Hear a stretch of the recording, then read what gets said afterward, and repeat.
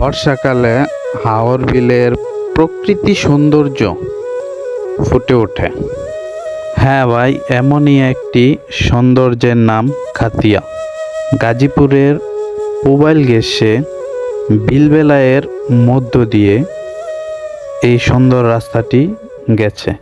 বর্ষাকালে প্রকৃতি তার আসল রূপ খুঁজে পেয়েছে। এই যে এটা খাতিয়া কাটাখালী ব্রিজ, যেটা বিলবেলায়ের মধ্যে অবস্থিত। এই যে বিভিন্ন পিকনিকের নৌকা আসছে ঘুরতে।